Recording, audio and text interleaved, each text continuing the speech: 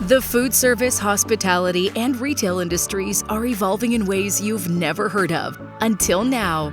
Hosted by global industry technovator Rob Grimes and powered by the IFBTA, Tech Bites is your go-to podcast, putting technology innovation and trends on the menu.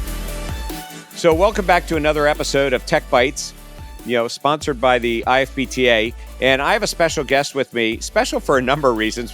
One may be that I have known him a long time. Number two, I see him everywhere but home, and we'll talk about that. And number three, because it comes from a different end of the industry with a perspective on technology and innovation, I think we're going to find interesting. So let me introduce my conversation guest and friend, Dave Henkes, who's with Technomic, and he is the senior principal and a head of strategic partnerships. So welcome to Tech Bites. Thank you, Rob. It's good to be here and appreciate you having me on today. So we've known each other a while, and I bet a lot of people just heard the word Technomic and may not know what it is, or they assume that you are an application software developer. So why don't we start with what Technomic is? Yeah, Technomic, it's an interesting name because I think to your point, it sometimes is a little confusing. We are a food industry research and consulting company. We were founded in 1966, and at the time, our founder, Ron Paul, was interested in technology and economic consulting, but he quickly got into the restaurant and food service game. And so really for the past 56 years, we have been focused on restaurant and food service consulting. And so we do a wide range of bespoke custom research. We have a number of syndicated platforms from consumer to menu to chain restaurant. So all things restaurant and food service, we have the data and the insights to talk about. And Ron Paul passed away recently, and he would have been a great conversation host, a great conversation guest to have had on here. I always enjoyed my conversations with him, but he really knew his stuff globally, and you and the whole team actually working with him, and it's a loss to our industry. It sure is. Ron hired me in 1966, so I've been doing this 28 years now. I learned a lot from Ron. Ron was our founder, mentor to me and many others, and he really started food service research as we know it today. And so his loss is felt by many, and we're going to miss him as our founder. Well, here is the piece. He did start it as technology and economics. And I'd heard that story before because people always want to know where a name comes from. IFBTA is easy, right? So, but Tech Bites, I don't know if people get it, but bites like food, right? So, and technology. So we get that. But I've always been fascinated because I think in the past, technology and the food side of it, the CPG and all the food were really two separate areas. We understood how it came together when it came to food production and the kitchen and technology placing the order. But I think we're finding more and more today the topics of where technology and food come together in sustainability, food waste, spotting trends. And it seems to me that that's right up your alley. So maybe you could give us, sort of an idea, global vision of just sort of where the trends are and how technology is sort of intersecting with it. Well, yeah, I think, technology, our industry, and when I say our industry, I mean food service. So dining out has historically been a fairly low tech industry, right? We are hospitality driven. We're a people business. And so while technology invaded to some degree a whole lot of other industries, really up until the pandemic, there wasn't as much technology. Now, there was, to your point, in manufacturing and other places and distribution, we're automating their warehouses. But at the level of dining, we didn't see as much. And so what's happened over the last 5 years, I think, when you look here in the States and globally, the pandemic was a game changer in a lot of ways. One was such a quick and enormous shift toward off-premise, right? As restaurants closed, those that didn't have tech solutions or that weren't able to make the pivot really suffered and were left behind. And so it led to this huge investment in technology to the extent that we probably accelerated 5 or 10 years worth of tech advancements in the course of that year or two that the industry was really shut down or It eliminate. gave us the opportunity to connect with the guest, because restaurants were always complaining that they weren't able to know who their guest was. And if they couldn't get credit card data, which became, data privacy laws, they couldn't get it. But all of a sudden, we actually knew who our guests were, and we were able to couple it with the food preferences and what they were eating around the world. Yeah, and so I think things like the ordering apps and certainly DoorDash and Uber Eats predated the pandemic, but obviously had a huge acceleration in growth. So the loyalty and ordering apps, the technology to drive off premise, and whether it was drive through, takeout, delivery, all of these really accelerated. And then as the labor situation since then has continued to deteriorate, and listen, labor's always been an issue in restaurants, so it's not like this is a new thing. But as this new technology invaded in other parts of the restaurant industry, I think restaurants who were struggling with labor started to really investigate labor savings and how tech could save, particularly as the cost structure got out of whack for restaurants. And so there's been this whole investment in technology, front of house, back of house, that really, if you go back to 2018, 2017, 2016, nobody was really talking about, nobody was particularly interested in it.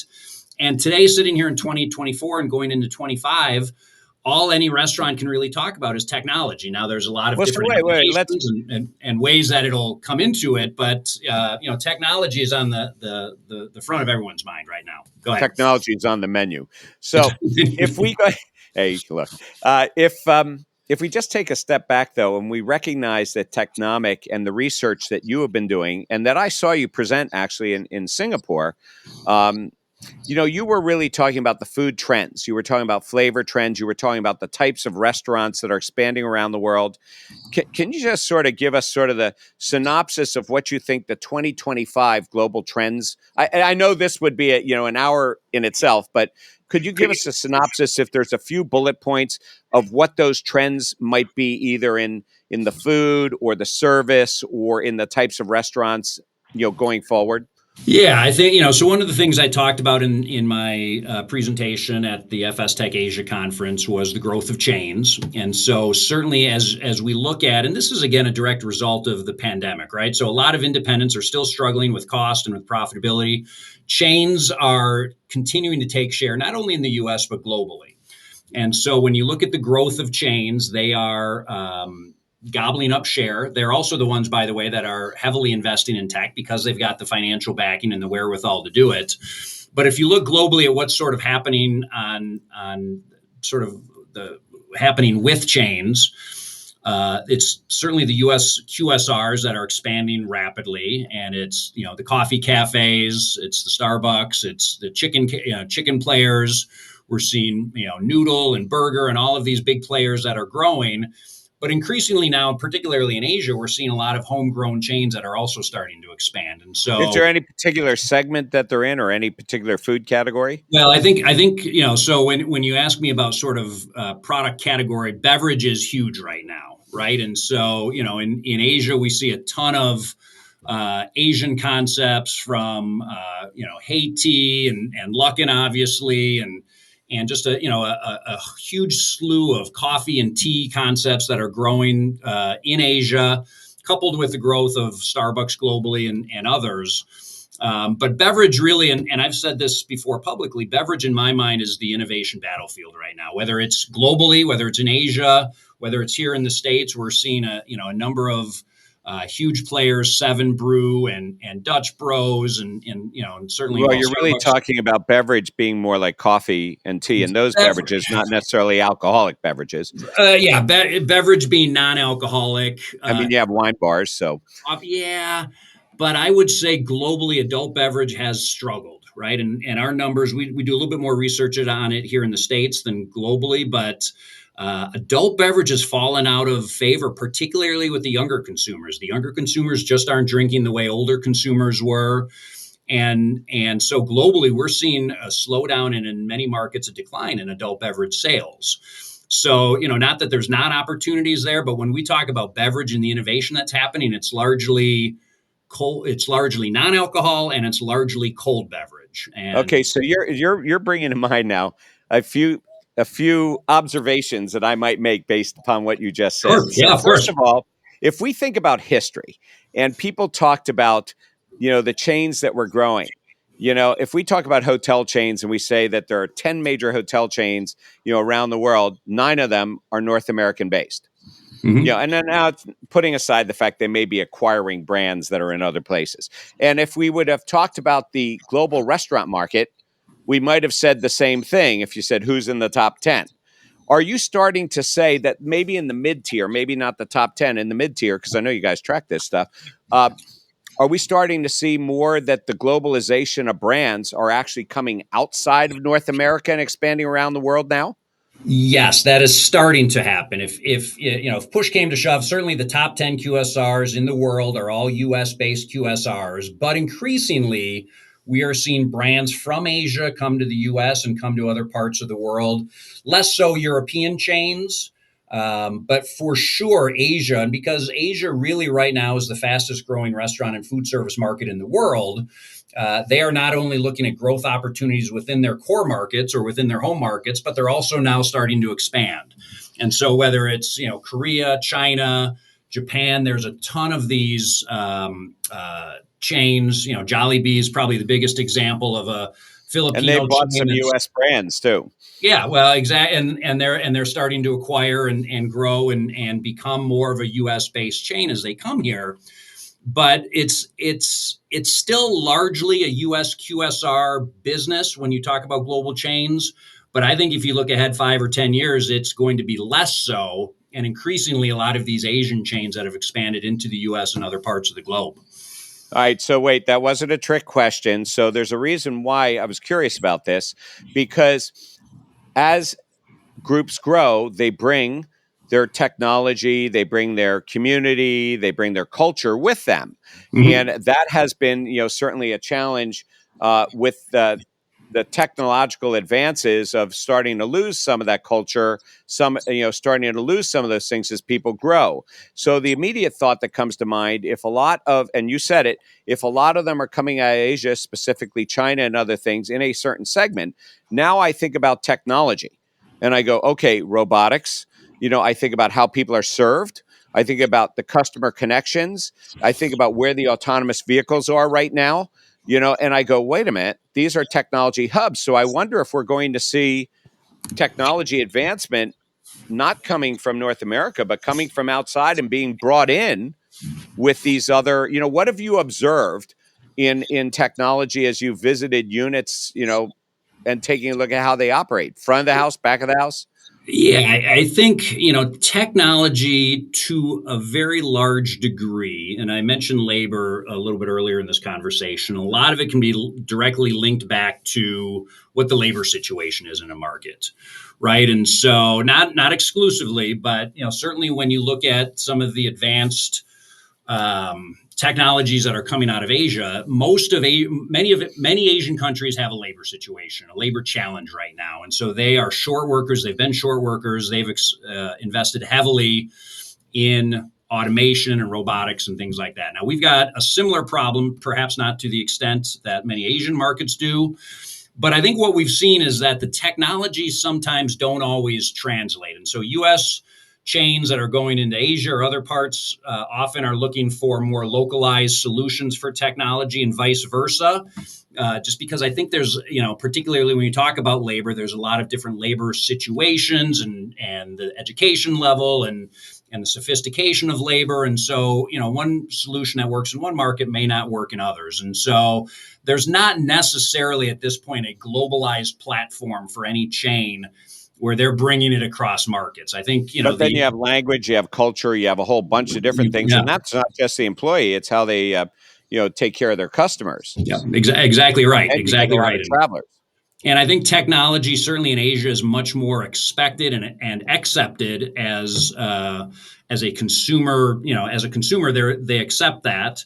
In the States, we're starting to get there. The younger consumers are probably there much more than people my age or your age or the older consumers. Not that we're that old, but the people that perhaps grew up with cash registers. There's less acceptance, and so I think the technology that happens in one market very rarely carries its way over. And so as a beverage brand expands, what they're expanding is their concept, the core business. And a lot of the support functions, whether it's technology or other, that follows that chain needs to be rebuilt almost market by market as they come into each of these The chains. interesting thing, though, that there was a panel that was up there, some operators that were operating both in the United States and they were an Asian brand. And what I found interesting with that particular brand is that their founder or CEO got up and said, we're going to go study the technologies being used in the States to see if we can bring them over here. And I'm thinking to myself, you got all this stuff that's here, yet you're thinking, and you're a brand that is going global, but you're an Asian brand, maybe it should be the other way around. But that was the statement that was made. And I thought, that's sort of interesting. Yeah, no. And so listen, I think technology is still one of those areas where we are at very early stages. And I've been doing a lot of research lately. I've talked to a lot of restaurant operators about technology, and there is no, I would say, common thread among what operators tell us they need, what they're looking for, other than they're looking to create efficiencies, make their employees more productive and effective. But whether that's front of house, back of house, whether it's AI, whether it's software, whether it's drive-through, I mean, everyone's looking for a different solution. And to some degrees, they're looking for custom solutions. And I think that's the challenge with technology right now, is that there's either these out-of-the-box solutions that, fit a certain problem, or these hugely expensive custom solutions.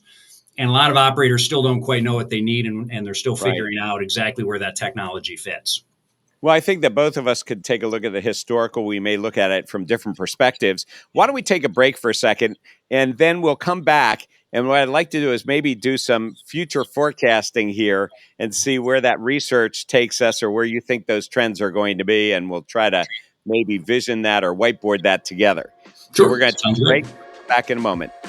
With the rapid expansion of technology in the food and beverage industries, finding the right supplier can become overwhelming and complicated. To simplify this process, the IFBTA created Exchange. Exchange is a powerful search tool where users can easily narrow down their technology search and refine results by application type, geography served, department, and more. Browse resources and learn more about the industry's technology suppliers at exchange.ifbta.org. Now, back to the show. So we're back with Tech Bites, and I have Dave Henkes with Technomic, and he's explained to us that that's economic and technology, or in there, and that's how the word came together. But they really do a lot of research and forecasting within the global food service industry. And he is a senior principal, but he also focuses on the strategic partnerships that they have. So we were having a conversation before the break, sort of about different trends around the world, and we were talking about how the globalization of trends coming from Asia. We were talking about beverages. And how they're expanding and growing. I'd like to maybe be a little bit more forward thinking and tap into that knowledge base you have and the observations as you travel. So let's just start out with Singapore. We were both at one of the largest regional shows, FHA, which is Food and Hotel Asia. It's a HoReCa, which means hotel, restaurant, and cafe. Was there any takeaways from equipment, from food, from technology that you saw at the show? Yeah, I think as I walked the show floor, I was struck by the amount of equipment that was there. And this is not a new or particularly unique observation, because here in the States at the restaurant show, which is run by one of our sister organizations, the National Restaurant Association show, there's always a lot of equipment. But increasingly, I think, equipment. And so as we talk about this tech investment, as we talk about sort of this automation, there's sort of that software automation piece that I think we touched on a little bit earlier, but a lot of this automation is starting to happen through the E&S suppliers, through the equipment and supplies. And so what I was struck by at the trade show in Singapore was just the amount of automation that is available and that manufacturers are putting forth in the trade shows, in equipment. And a lot of it was beverage related. So going back to what we talked about, there was a lot of a whole section on it. The whole section on beverage innovation, robotics, things like that I think, are coming. I'm not sure that robotics in the near term is going to be a huge solution for the industry, but clearly, as we talk about broader automation patterns, that is something that a lot of What operators is your looking at. definition of robotics?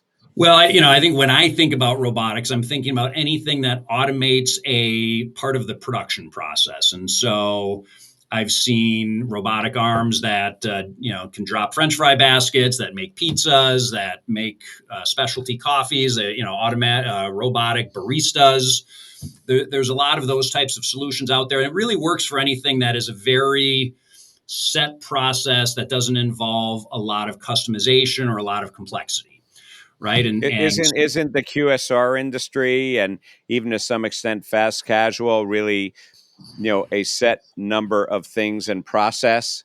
for sure. Yeah. It's almost a mini factory in a way, right? It's a food factory in a way that creates a product. And again, to the extent that things are the same. And, back in high school, I was a McDonald's crew trainer. I know exactly how, you're dropping 12 burgers on the grill and so there's an automation and sort of a precision that happens over There's a product time. line and there's a process. Exactly right. And so that's why QSR is really going to be the one that drives a lot of this automation. I've talked to a number of full service operators that just don't see it fitting in their concept, their back of house, their kitchen. It's too complex. There's too many moving pieces and parts.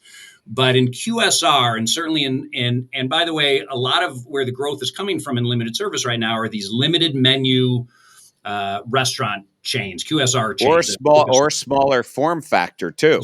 Well, exactly. And so, this smaller footprint, smaller menu, QSR is really where the growth has been. And those are ripe for automation. Those are really probably the biggest opportunities that we'll start to see that automation happen first.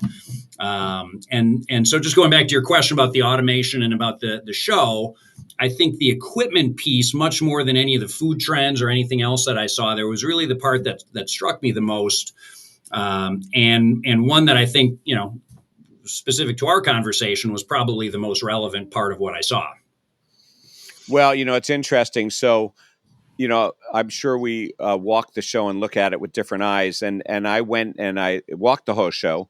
So the first thing that jumped out at me was the word robotics, but how I thought, and I'm glad I didn't assume, how you were going to define it, which would have meant if we had been 3-4 years ago, pre and post pandemic, walking the National Restaurant Show in Chicago, we would have seen huge real estate taken up by robotics, which were going to be meant to bring food to the table and take away dishes. And I believe maybe I saw one small booth with that in a huge show. So I didn't see that. I did not see a lot of robotic arms and things, but I think that may be the nature of because I know the companies that were there do show those at the National Restaurant Show, and they show them at other things around the world. So I know they exist, but I didn't see them. The one thing that did strike me as interesting was when I look at small form factor or footprint food service, and I think about robotics, I also think about vending.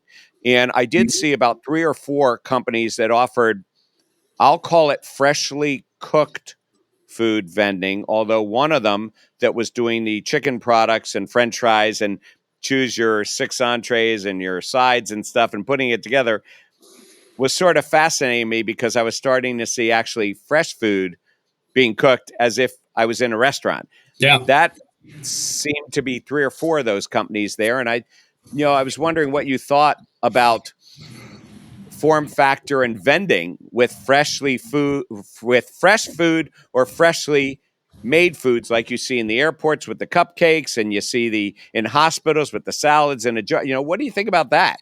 Yeah, I think, I just did actually a pretty big study here in the States on vending, refreshment services, as we call it.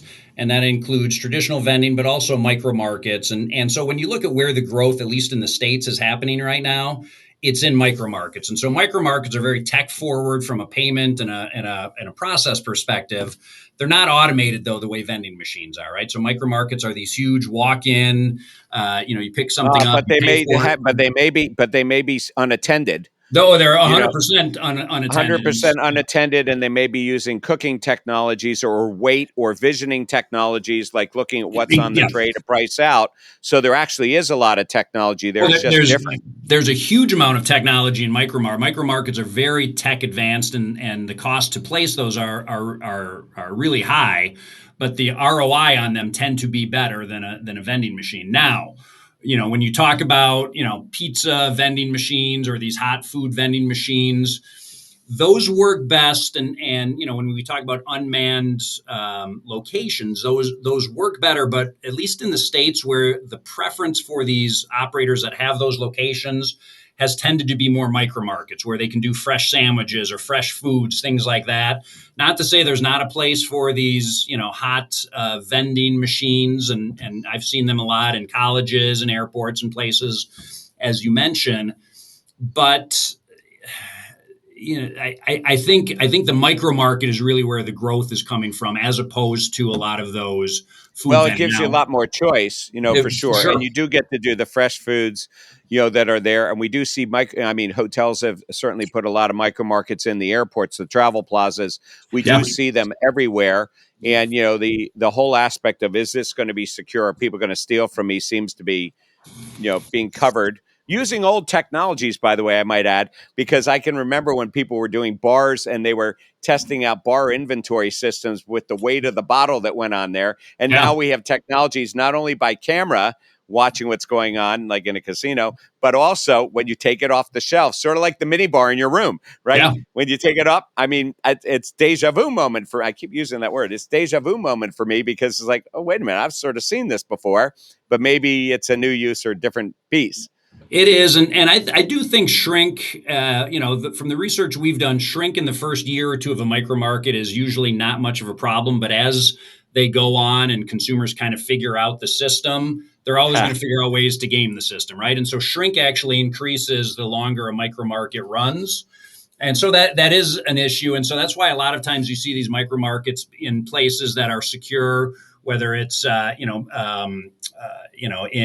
behind doors that you need a card to scan in, employee only locations, student only locations, or tend not to be open to the public. That's an interesting perspective, though, that over time people figure out how to game the Yeah, system. And yeah. so you really have to think about that one out there. So if we talk about new foods and we talk about cooking, because you mentioned equipment in there, how do you think it's been around, 40, 50 years, sous vide? And I'm always fascinated by this, why our industry didn't pick up on that much quicker. And then you see people like Wow Bao out there that are expanding, that really, it doesn't take a lot to learn how to make the product. So you get to use the dark kitchens. So where do you think new cooking methods and new foods might come to play down the road? And you know what, if I want to throw it out there, what about 3D printing of foods? Well, I think the first thing you've got to realize is that for most restaurants and people that go into the business, they are in business because they're passionate about creating food. And so, and again, as we get into QSR and the fact that QSRs are more almost factories, mini factories, to some degree that changes, but I think the overwhelming, perception of the operators as well as consumers is that they want to have something in a restaurant that they can't get at home. And so if something is 3D printed at home, and as 3D printing becomes much more commonplace, you're almost losing the novelty or the experience that you have going out to eat. And so I Well, think, maybe I don't offer it at home, but maybe it's my solution to having consistency in preparing a product. I don't have to yeah, know it's 3D printed. that's true. Listen, I think there's a lot of solutions out there, from par baked product to pre cooked to fully prepared. Exactly. That provide that consistency already. So I think the challenge with new cooking techniques is that if it requires new pieces of equipment or a heavy investment, it's going to be very hard to justify the ROI, particularly in today's environment, right? And so, these big systems, or things that require a number of new pieces of equipment, I think get challenging to do, and that's even why on retrofits you start to see a lot of new technologies or new build put in, but it's very hard technologically get a rapid expansion of any type of new technology, because you already have 1,000,003 food service locations, and it's very hard to bring new technologies into those locations.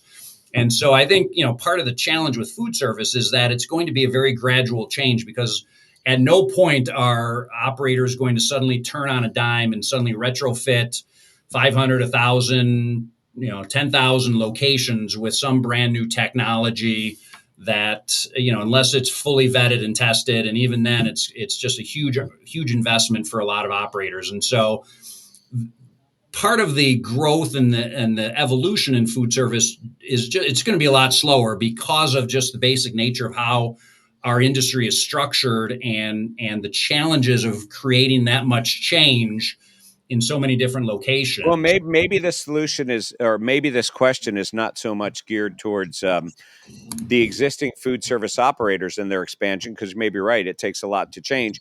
But I spend time with the Retail Federation, and we do this food service zone there. One of the things we're doing is explaining to C-store and other types of retailers that you can in fact incorporate food in, and it's no longer just having rollers for hot dogs or chicken or pizza, but it can in fact be, and they bring a Taffer's Tavern in there, and they show them you can retrofit without having to add gas. They can do it with electric without having to add, all these other things. So maybe the answer there is that we may find that innovation occurring outside the traditional piece as we try to expand food service into other segments outside of the food service industry. And micro markets, by the way, would be an example of that. Yeah, and I think that's right. I think as you move into new locations or new build, the opportunity to incorporate technology becomes a lot easier. Challenges, with supermarkets, you mentioned there's 37,000 supermarkets roughly. There's 1,000,003 food service locations, right? And even convenience stores. How many of them actually have a significant enough food service program where that technology is going to be a game changer? Of the 140,000 C-stores that are out there, maybe it's 25,000 of them, right? And so I would agree with you that, except for one thing, EV. Because as soon as they get out of gas and they have to do something else with the location, and they got people standing around for 20 minutes, what are you going to sell them? And the natural thing is probably food. Listen, I'm an EV owner, and I 100% agree with you, because I've been stuck places charging for 20, 30, 40 minutes. I am a little, particularly as this new administration comes in, I am not convinced that EVs are going to be the future. I think hybrids are. I mean, I think it's just the challenges with EV, particularly in a market like Chicago, where I don't know if you saw last winter, there was a whole Tesla graveyard of Yes, the batteries. But that'll get worked out. I always tell people never's a long time. And even if in the short term we're not sure about it, there are inevitable things. I do believe that autonomous vehicles are inevitable. Now, is it 5 years? Is it 10 years? Right. But until everybody has one. And I had somebody this morning at my 4:30 coffee group tell me that, they're not going to convert to, there's never going to be a time that, electronic vehicles are going to be the thing, everywhere, right? Well, never's a long time. Never is a long time. I would never say never. I would make an assumption that 10 years from now, they probably will be every year. And by the way, there'll be solar panels on the roof and they'll be charging themselves. So if I look at it that way, the industry needs to prepare if they're thinking 10 years out or 20 years out. What are they going to do with the locations? And those are great locations. And maybe it offers us new opportunities. We have to start shifting now. Yeah. And I think a lot of the C-store industry is thinking about that, right? I mean, even 4 or 5 years ago, I remember talking with a C-store executive, and they were already, figuring out EV charging stations and how it impacted their business. And so I think C-stores, QSRs that are in the vicinity of charging stations all benefit, and they're probably thinking about it. But it's still not something that's happening next year or 2 years from now. I agree with you. It's probably a 5 to a 10-year time horizon before it's really truly impacting in a way that we're starting to see it move the needle on restaurant and food service sales. So if you want to just, and I know I asked this question sort of earlier, but I would like to sort of leave with this question, which is, so what are going to be the hot topics we will be discussing? Or if I interview you and we have this conversation a year from now, what are you going to tell me the hot topics were of the past year? Well, and we're talking all of them, not necessarily tech or In our industry, because look, I don't believe tech first. I believe tech yeah. enables what we're doing. So if you know what it's going to be, the trend, the segment, the whatever it's going to be, the technology has to be able to adapt and follow that. Yeah. Well, here's the biggest challenge right now is I think it's harder than it's ever been in my 28 years of doing this. It's harder than ever to profitably run a restaurant. I think labor costs have gotten out of whack and are going to continue to go up, whether it's minimum wage or just the shortages and labor challenges and finding the right people. Food costs have started to come back in line in terms of price increases, but it's still really expensive. And all of these other costs, retrofitting, insurance, rent, build outs, all of these are huge costs. And so we're seeing a lot of bankruptcies, a lot of closures. It is just a tough time to run restaurants. And so the ROI of anything is critical, right? I mean, operators are looking for pennies to drop to the bottom line. And so to the extent technology can help that, to the extent anything can help be more effective, efficient, more productive, that is huge. Sustainability is a big focus right now, all the way from food manufacturers and equipment and all of the producers, all the way up to restaurants. And we see a huge focus, particularly on the non-commercial players like Aramark, Sodexo, Compass. They all have huge sustainability initiatives. All the big manufacturers do. I think that's going to be a huge part of it. Technology plays a role through energy savings, through a lot of, it's interesting. A lot of the cost savings are also sustainability initiatives in a way. Absolutely. And that's where I think a lot of the sustainability initiatives are actually going to be. One is more on the cost and energy and just the ROI that they're able to get from there, from those types of things. And I think we're entering a period now where we are returning to sort of pre-pandemic growth cadences, where this industry before the pandemic was a mature, slow growth industry. We had this huge decline, then a huge bounce back and a couple rocky years. But we are now to a point in most markets, not only in the US, where now we're kind of back to where we were, right? And while it's very hard and the margins and profitability are challenged, the consumer now is back to sort of that spending cadence where it's again, a mature, slow growth environment. And so a lot of these initiatives that we've talked about have to take place in the context of an industry that is, on a real basis, a 1 to 2 to 3% growth industry per year. And how do you then justify some of the big advances that the technology is going to be there through ROI or through the incremental growth that you're going to be able to obtain by investing in those technologies? Well, listen, you just gave us a great wrap up. The bullet points that I got from that, just so you know, sustainability, I clearly heard that one. I heard, a very low margin, pennies business that is challenged there. Food waste, obviously, in there, energy management in there. And that's why I said that you're going to give us the topics that are going to be the ones that people focus the technology on to help, to solve and manage by. And so I think that actually is a terrific wrap up. The only last thing I would say to you is I actually think that Ron Paul was a visionary who was very much before his time. And the very fact that he came up with the concept of economics and technology, while it may have taken you guys a little bit of a while to get to the technology part, because you got the economics part and the research part there, I see this from this conversation today as coming together very quickly. And in fact, one without the other, even in your own practice. I just sort of see that will end up being the end result where technology and economics come together, in the practice that you do. Yep.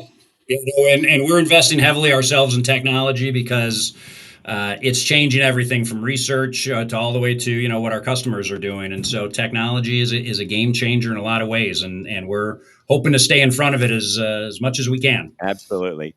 Well, listen, it's been a pleasure. Dave Henkes with Technomic, and he is a senior principal in their strategy areas and head of strategic partnerships. And Dave, thank you for joining us on Technomic. It was a pleasure spending time with you in Asia. And I got a feeling that that's going to continue over the course of the year, as things go on. But thank you for joining us and sharing your wisdom and thinking and forecasting for the industry. Yep. Thanks for having me, Rob. I appreciate it. Good seeing you again. This podcast is brought to you by the International Food and Beverage Technology Association. The IFBTA is the industry's voice of food service, hospitality, and retail technology, providing thought leadership as your single, impartial, and go-to resource. The IFBTA offers in-person and online communities to connect with your peers, the exchange, an all-encompassing global technology resource, and an industry-wide professional education and certification program. The bottom line is the IFBTA is your place to gather, learn, and share in conversations like the one we're having today. Thank you for joining us on this episode of Tech Bites, powered by the IFBTA. I'm Rob Grimes, your host, and I look forward to taking our next bite of technology together.